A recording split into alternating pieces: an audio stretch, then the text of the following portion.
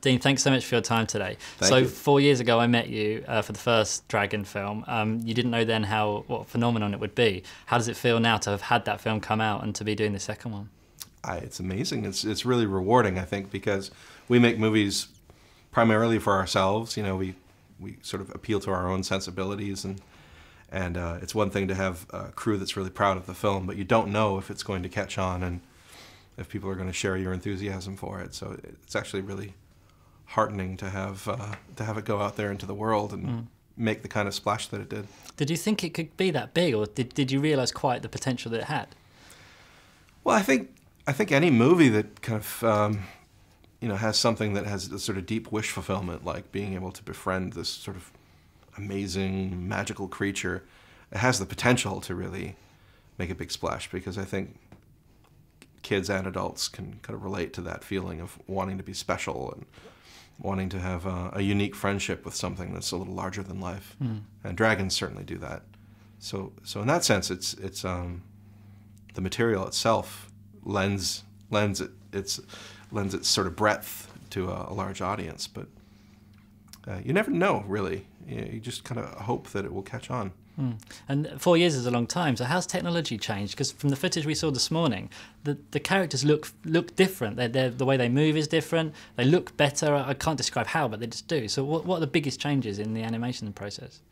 Well, the first film, we were all really proud of it, but it was kind of a rushed job, because Chris Sanders and I took over the project 14 months out from its release, and that was a page one reconceive. So it was a hurried production for sure. That said, even the tools back then had their limitations, and in the time that has lapsed, there's a whole new generation of software, new animation tools that have been made available to our artists that bring it a sense of nuance and just a higher level of sophistication all around. And I think the biggest addition is that artists can now, just as they did when they were doing hand-drawn animation, they can work with a tablet and a stylus and manipulate the characters in a real-time way that they were not able to do before. Everything had to be numeric inputs. Right. And so now it's just, it's so much more intuitive. And then the characters themselves have a lot more going on under the skin in terms of musculature and all sorts of subtlety traits that they can manipulate. Okay. So in the hands of a really great animator, the tools are amazing. But the tools themselves aren't really responsible. We've just got a great team. Clever people behind them, yeah, absolutely. I mean, you've got Roger Deakins back to help you with the visual look of the film. How important is it that live action sort of, so Roger in this instance is able to come on and help with the animation side? I think it's essential. For this particular trilogy, I think it's essential because we're trying to create the sense of something believable, where the stakes and the peril and the physics are all real. So to bring in Roger Deakins and have his illustrious, canon of live action films and that sensibility brought into what has largely been before us a very cartoon sensibility. It kind of transcends the medium in an interesting way.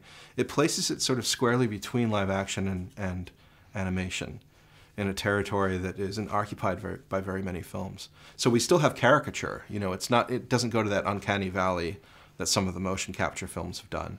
We're not trying to replicate reality. We do have caricature in the environments and the character designs, but they're rendered with a sense of reality where the hair, the fur, the rock, the textures, the bark, everything has a very believable quality to it. You start to forget that you're watching an animated movie. No, absolutely, it's spot on. And you've already mentioned that the third film, which has been greenlit and you're working on already, in part, is going to be the last one. Is that a last one for the Dragon franchise, or just for you and for Hiccup's journey? Well, the ambition with the third one, and part of the overall concept of the trilogy, is that we end with a very finite ending, and which explains what happened to dragons and why they are no more. So I would say, once we complete the third one, that it is the completion of the story. Okay. And I loved Cressida's very first book. On the opening page is Hiccup, in retrospect, talking about how there were dragons when I was a boy. And I just think there's something emotionally charged and powerful about that, because it suggests that in his lifetime they lived and now they're gone. And where did they go? And Did they die off? Are they in hiding? What happened to them?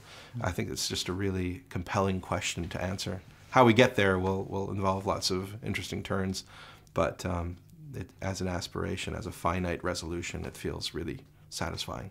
Awesome. Thank you so much for your time today, and thank you so much for bringing these films to the world. Absolutely. Thank you.